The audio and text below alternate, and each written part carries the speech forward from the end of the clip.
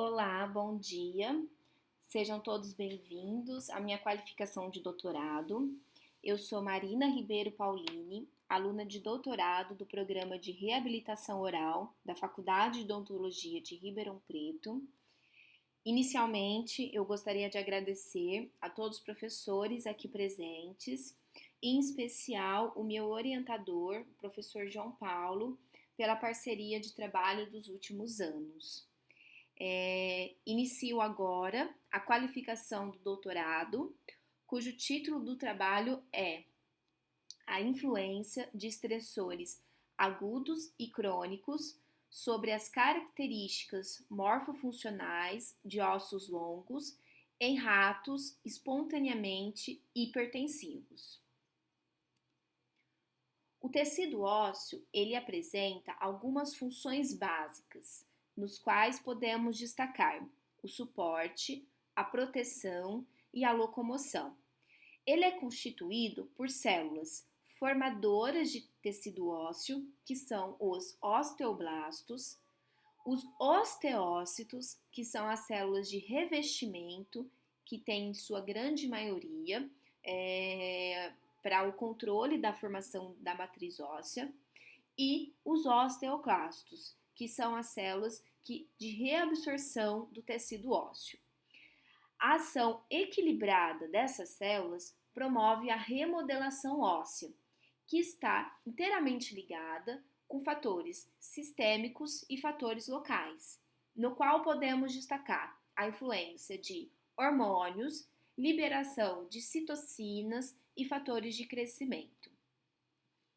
Quando ocorre um desequilíbrio da dinâmica entre essas células de formação e reabsorção do tecido ósseo, pode ter o surgimento de patologias, no qual podemos destacar a osteoporose, osteosarcoma, artrite. Na área odontológica, podemos destacar as doenças periodontais e a osseointegração, a fixação do implante dentário. Dessa maneira, justifica a importância do estudo desse tecido para as abordagens terapêuticas.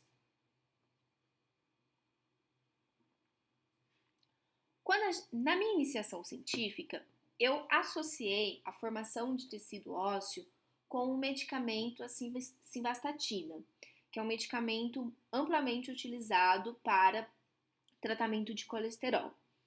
Em sequência, no mestrado, eu estudei um biomaterial formado através da engenharia de tecidos, que foi a elastina recombinante e o seu potencial de formação de tecido ósseo. E agora, no doutorado, nós vamos relacionar a reabsorção óssea, a associação do tecido ósseo, com a pressão arterial, o aumento da pressão arterial e o estresse. A pressão arterial e o estresse emocional é um assunto amplamente estudado pela ciência. Quando a gente coloca essas palavras-chave no PubMed, aparece aproximadamente 5.000 resultados de artigos relacionados a esse tema. Claro, buscando um artigo mais atualizado, eu trouxe esse artigo que foi publicado em 2022, que vai relacionar o estresse com as doenças cardiovasculares, no caso, a hipertensão. Então, são alguns fatores que influenciam no aumento da pressão arterial e automaticamente no estresse. Entre elas, podemos destacar o estilo de vida, a falta de exercício físico na rotina, o sedentarismo, a alimentação rica em gordura, tabagismo, álcool, a própria genética do ser humano, se ele já tem essa predisposição à hipertensão arterial, o nível social, entre outros fatores, como também nos últimos anos podemos destacar os problemas relacionados à pandemia, as mídias sociais, a tecnologia, que isso também aumenta o estresse emocional. Lembrando que, de acordo com a Academia Americana de Cardiologia, a pressão arterial é a doença que mais mata no mundo. Dessa maneira, a importância que a gente vê de relacionar a doença, aumento da pressão arterial com o estresse e o osso. No caso, nós vamos ver a reabsorção óssea. Quando a gente coloca essas palavras-chave na PubMed, a gente vê poucos resultados de artigos, ou seja, é um tema que ainda não tem muitos estudos relacionados. Então, a importância do nosso trabalho é justificar, né, ver qual a relação da pressão arterial com o estresse e a reabsorção do tecido ósseo. Dessa maneira, o objetivo do presente estudo é investigar o efeito do estresse agudo e crônico, variado, associado à hipertensão arterial, sobre o sistema esquelético, por meio das avaliações morfofuncionais e metabólicas. Os objetivos específicos são: nós vamos avaliar, por meio da análise morfológica, a histologia, através da coloração de tricômio de Masson. Nós vamos avaliar a parte de imuno. Essa imuno nós vamos ver os marcadores: fator de crescimento endotelial vascular, a cialoproteína, osteocalcina e a TRAP, e as metaloproteinases da matriz, a MP2 e MP9. Iremos avaliar a concentração plasmática do hormônio corticosterona, que é um hormônio muito importante para avaliar o estresse, né, o protocolo de estresse crônico. Faremos uma análise radiográfica por meio da microtomografia computadorizada, que é a micro-CT, e iremos fazer uma avaliação qualitativa molecular da expressão gênica através da RT-PCR, através das proteínas fator de crescimento endotelial vascular, cialoproteína, osteocalcina e a TRAP. Dessa maneira, a hipótese nula do trabalho é que o estresse agudo e crônico variado associado à hipertensão não proporciona alterações metabólicas e morfológicas ao tecido ósseo. Material e métodos. O nosso trabalho é um trabalho experimental, no qual ele precisa ter aprovação do comitê de ética.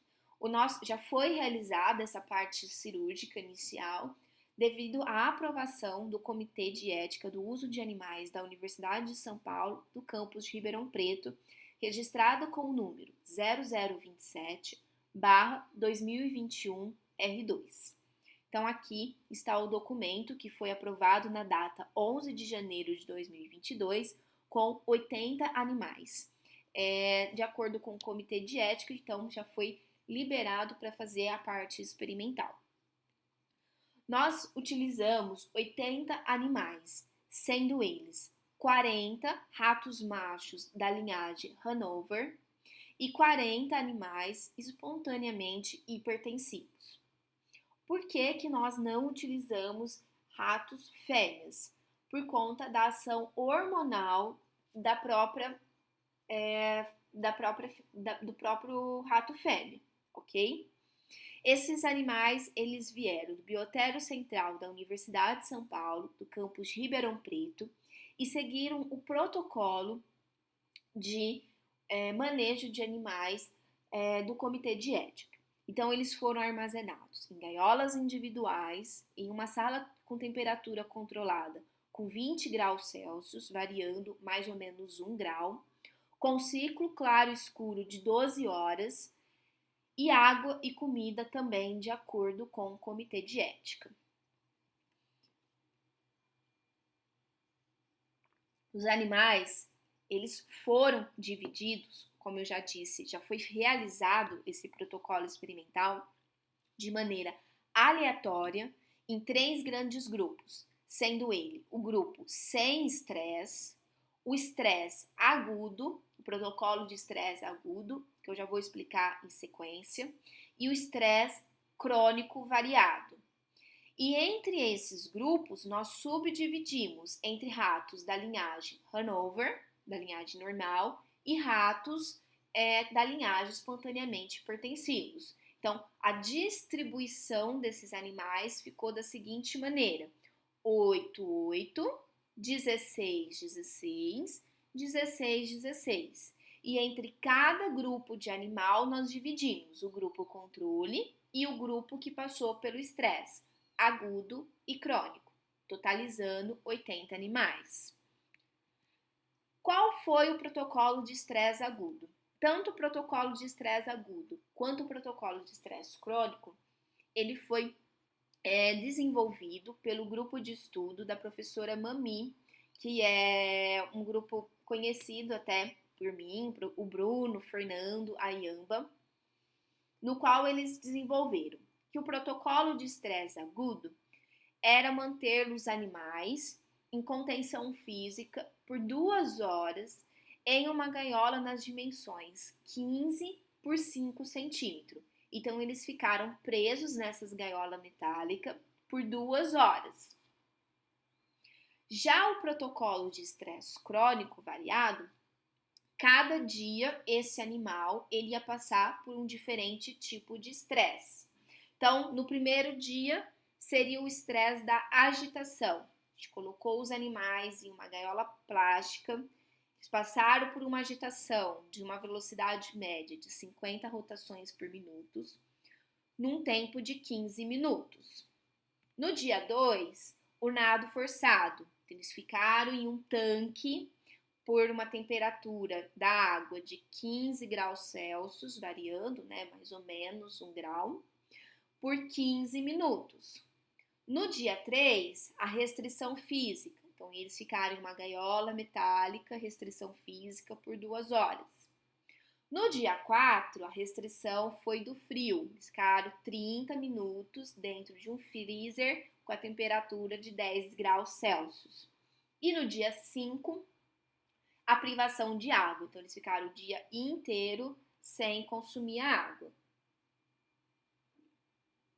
Depois desse período de 5 dias, no 6º dia, repetiu esse processo do estresse crônico variado. Então, no 6º dia, agitação, no 7º dia, nado forçado, 8º dia, restrição física, 9º dia, frio, 10º dia, privação de água.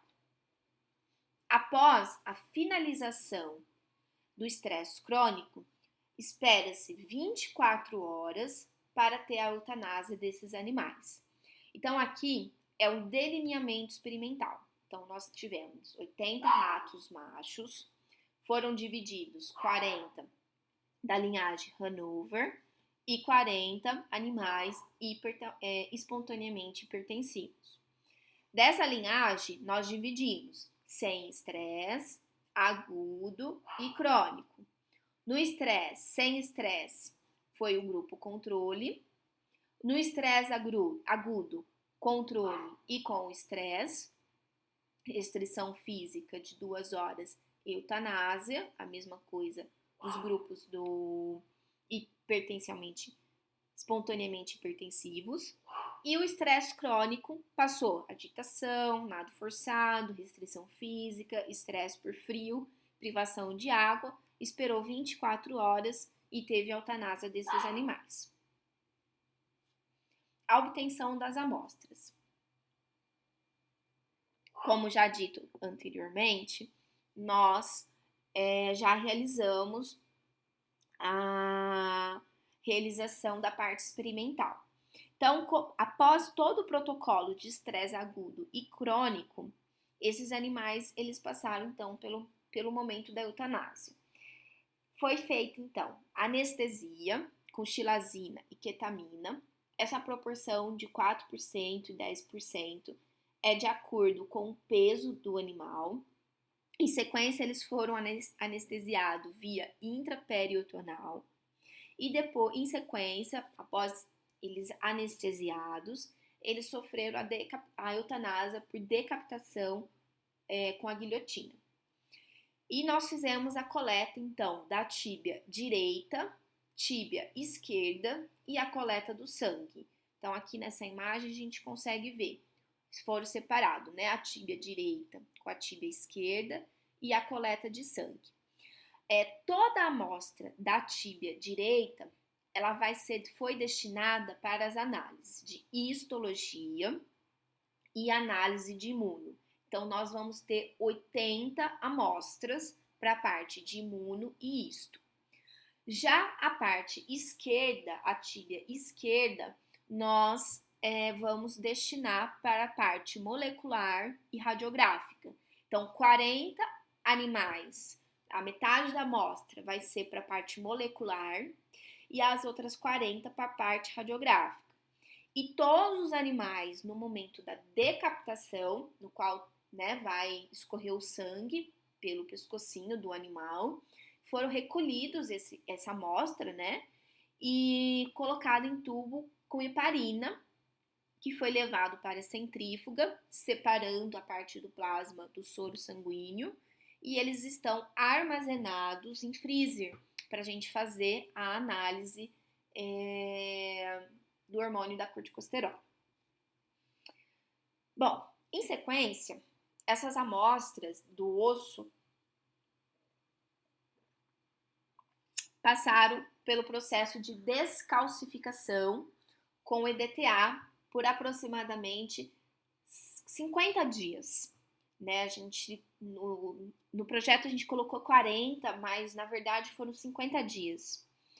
E depois que a gente verificou que aquele osso estava realmente bem descalcificado, bem limpinho, ele passou nesse instrumento que vai fazendo a finalização da descalcificação por um período de 12 horas, que passa então por uma sequência de álcool, xilol, para correta limpeza dessa peça e para fazer a próxima etapa, que é colocar em blocos em parafina. Então, após 60 dias, ele passou por uma sequência de 12 tubos, 12 canecas. Cada caneca, cada recipiente tinha o produto adequado para fazer a descalcificação, finalização da descalcificação, por um período de 12 horas. No outro dia, chegamos no laboratório, a peça estava limpinha, molinha, pronta para ser colocada em blocos de parafina. Então, aqui o equipamento com a matriz em metal e a colocação da parafina, e a gente padronizou a forma que iríamos colocar o osso dentro dessa parafina. Aqui o bloco, após um tempo que a parafina seca, a presença do bloco, e iniciamos o corte dessas amostras. Então, fomos cortando, de forma que cada animal nós padronizamos 10 cortes histológicos para análise de histologia e 10 cortes para análise de imuno, ok? E aí, essas amostras, então, passarão para a parte de histo e imuno. Em que posso ajudar? Na histologia, nós padronizamos nesse trabalho a coloração com tricômio de Masson.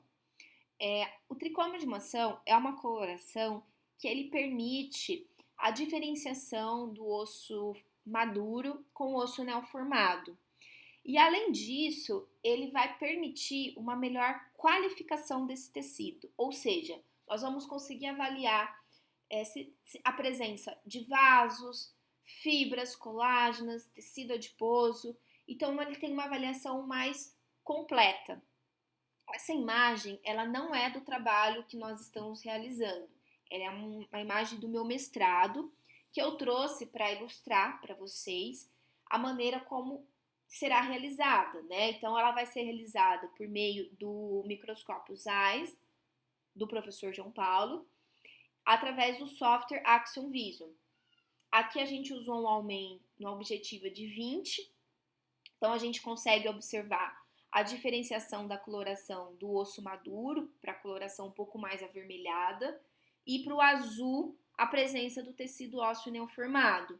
Aqui a gente consegue até ver a presença de alguns vasos sanguíneos, que é muito interessante porque ele mostra uma resposta inflamatória.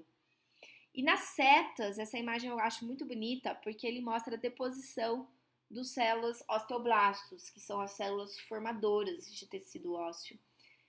E, porém, vale lembrar que na parte histológica, iremos também dispor de algumas lâminas para fazer uma coloração de hematoxilina e eosina, que é um ponto que foi bastante discutido na minha apresentação do mestrado, porque quando a gente fala de histologia, o padrão ouro da coloração, das análises, é a HE, né, hematoxilina e eosina.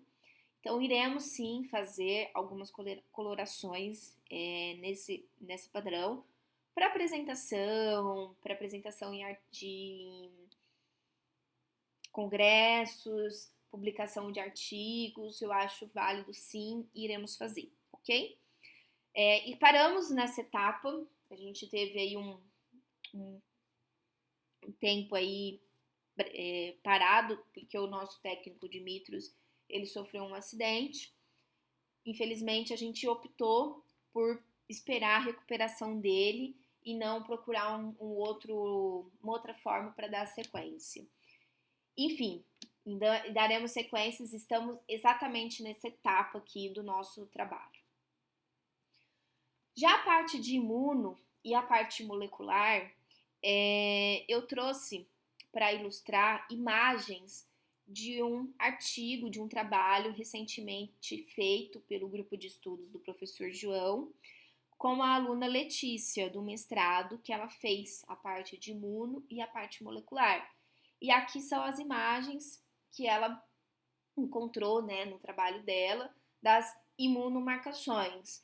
No caso do meu trabalho, eu vou avaliar o fator de crescimento endotelial vascular, a cialoproteína, osteocalcina, TRAP, MP2 e MP9. E ela vai, diferente do trabalho dela, que ela avaliou outros marcadores, mas aqui no nosso trabalho a gente padronizou essas análises, tanto para a parte imuno, que vai ser quantificado pelo IMAGE, quanto da expressão gênica, que vai ser realizado através do RT-PCR. A dosagem de corticosterona ele é um hormônio importante no estresse, né? Na produção desse hormônio em situações de estresse. Então, a gente já fez a coleta dessa amostra, como eu disse, ela está armazenada em freezer, pronta para fazer a dosagem desse hormônio. E ela vai ser realizada através do kit Luminex 200 System, que é o kit encontrado aqui no laboratório da Thermo Fisher. Esse kit aqui que vai ser analisado através desse equipamento. E ele vai, então, quantificar a concentração do hormônio corticosterona para a gente avaliar, né, o estresse crônico variado aí que foi feito no nosso protocolo, através do marcador fluorescente ficoeritricina.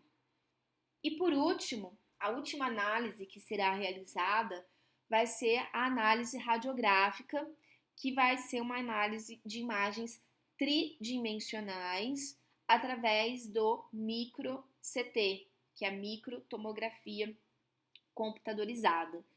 Esse equipamento a gente tem aqui na faculdade, no laboratório de periodontia e cirurgia, laboratório 3D Bio, de tecidos biológicos e biomateriais.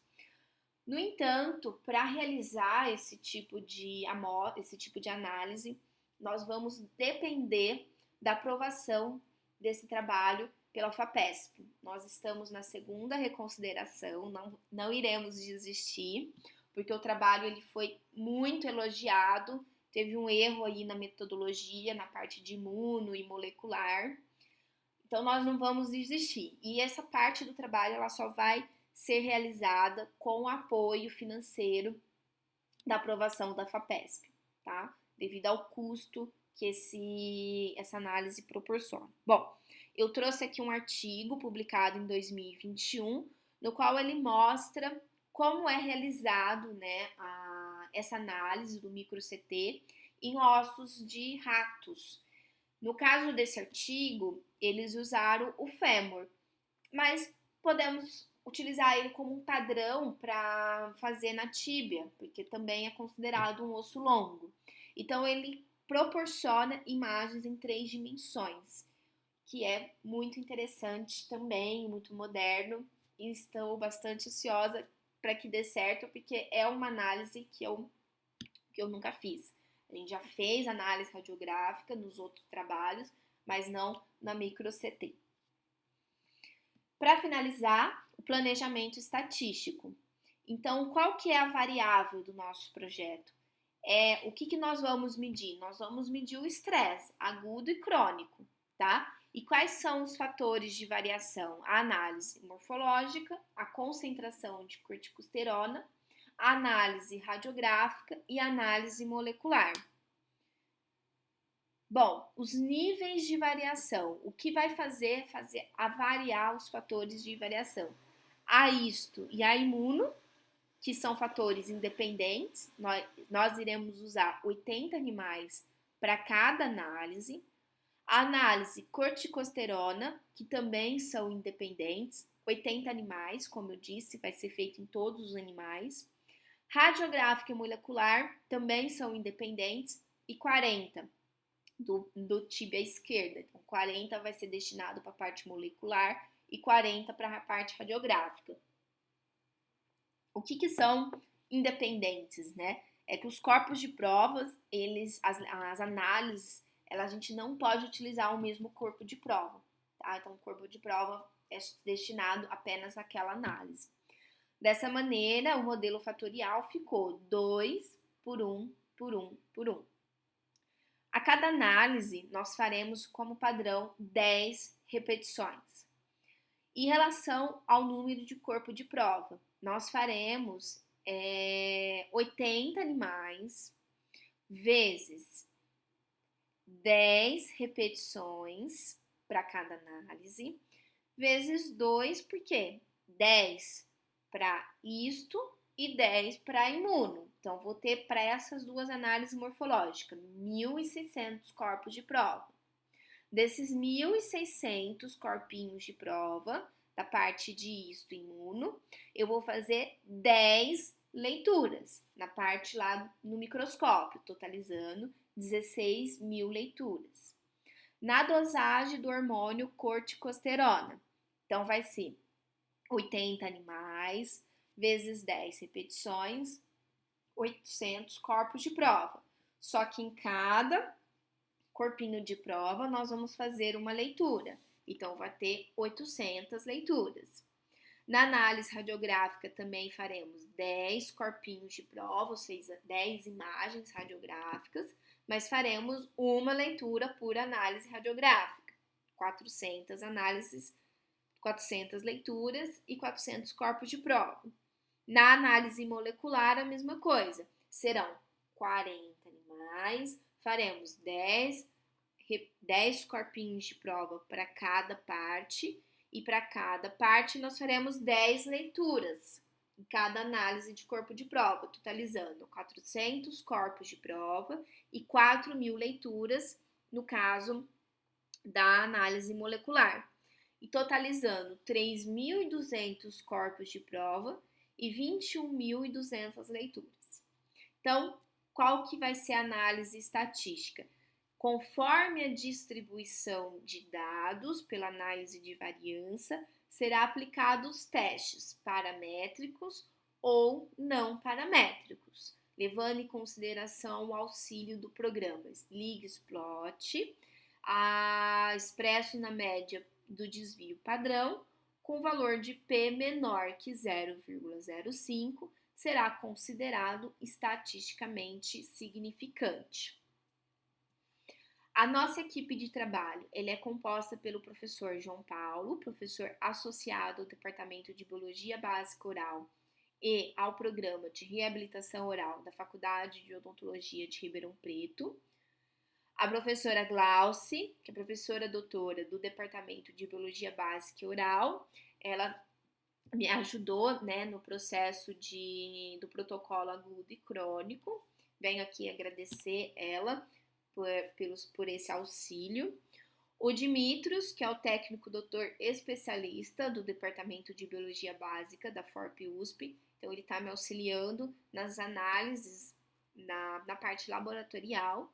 E eu, aluna de pós-graduação, nível doutorado, pela reabilitação oral da Faculdade de Odontologia de Ribeirão Preto. Cronograma do trabalho. Então, como vocês podem observar, é um trabalho extenso. Nós planejamos para 48 meses, mas eu acredito que vai demorar um pouco mais para a gente concluir esse trabalho, principalmente porque a gente teve um atraso aí na FAPESP e a gente gostaria sim de dar continuidade. Se a gente não der continuidade, o trabalho ele vai ficar menor, não teria problema também, eu acredito que não teria problema, mas eu estou disposta a fazer um trabalho extenso, né, independente do tempo, porque eu acho que vale a pena a gente fazer um trabalho de alto nível. Estamos aqui nos meses 25 e 28, no qual seria então reservado para o processamento e teste sobre o material coletado. Nesse caso, a gente já estamos nessa etapa, já prontos para começar a análise estatística, né? Tivemos 40 dias de atraso aí com a parte da coloração e quantificação, mas é uma coisa, histologicamente, é uma coisa que eu já estou muito familiarizada, então acredito que não vai ter tantos prejuízos, mas as outras análises eu acredito que vai demorar um pouquinho mais, né? Mas estamos dependendo aí dos fatores financeiros. Enfim, estamos trabalhando. As referências do meu trabalho. Agradeço aos professores aqui presentes e fico aberto às sugestões e às críticas do trabalho. Muito obrigada e é isso.